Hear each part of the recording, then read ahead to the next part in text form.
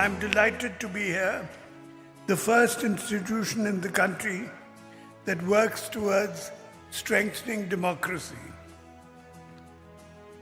and the wonderful premise with which it strengthens connecting with the youth. With the passage of time, everything evolves to its higher form. That is the beauty of the human quest for perfection. Take any field, biology, mathematics, medicine, information technology, we have made giant strides. In fact, the last 200 years have been the most dramatic years in human evolution. We would have thought that who would have thought that Twitter and Facebook will become such an integral part of our lives and social relationships? That big data, blockchains, and nanotechnology will revolutionize our daily lives like never before. However, all of us will agree that the evolution that one would have liked to have in governance and public service is still not achieved. Good governance and selfless public service are the pillars of democracy. The biggest challenge before all of us today, and especially for my young friends, is how to strengthen governance and instill public service, in turn strengthening democracy. I understand that you've been listening to eminent speakers over the last few days.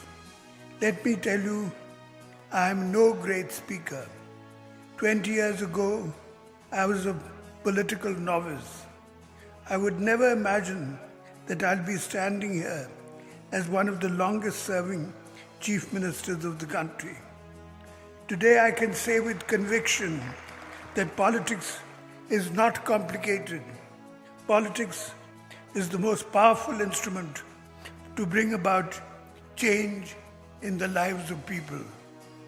And so it follows that if people are kept at the core of your intentions, efforts, and initiatives, there is no complication. Mahatma Gandhi has summed it beautifully in The Talisman, perhaps one of the greatest political philosophies of all time. I quote, "Whenever you are in doubt or when the self becomes too much with you, apply the following test. Recall the face of the poorest and the weakest man whom you may have seen, and ask yourself if the step you contemplate is going to be of any use to him. What will he gain? Will he gain anything by it?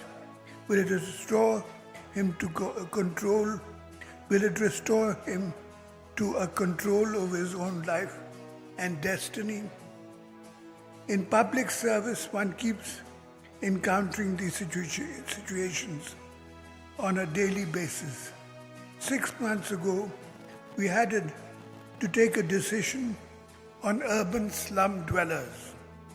There was a choice between continuing the practice of evictions and treating people as encroachers, resulting in lakhs of families living in fear and insecurity, or recognizing their immense contribution to the life of the city and providing them land rights. Keeping people first, we chose the second option.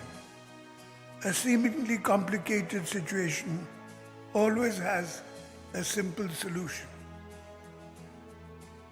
This has been done for the first time in the country, and say it's path-breaking and historic. When you keep people first, it is good politics. When you keep people first, there is no anti-incumbency.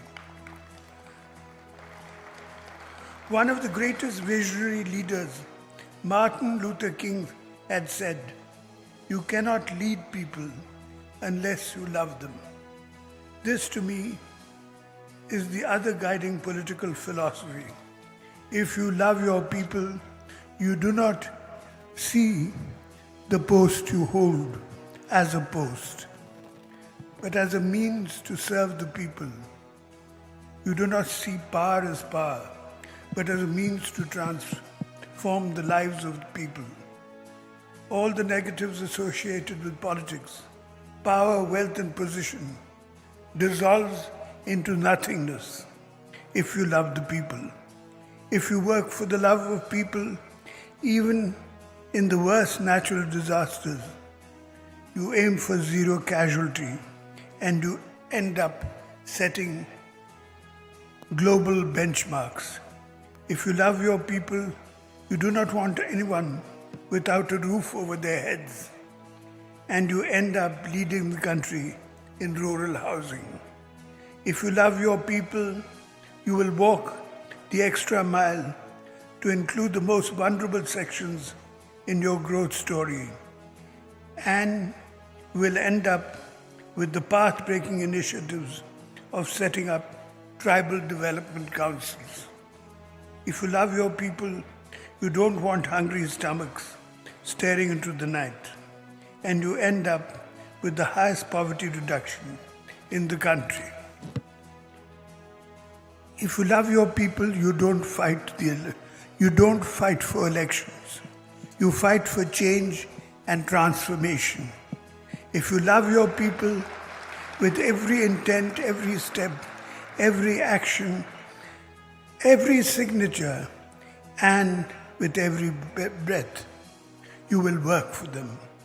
Long after you breathe your last, you will still continue to live in the hearts of the people, like Mahatma Gandhi and Biju Babu. Today, I am still a novice in politics. I just follow these two principles, and the people of Odisha have showered their blessings on me continuously. As you have seen in the movie, I am single with a loving family of 4.5 crore people. More and more people like you should join politics and be a part of the change you want to see. If you keep people at the forefront, it is not a political journey. It is a spiritual experience. All the best. Thank you so much once again.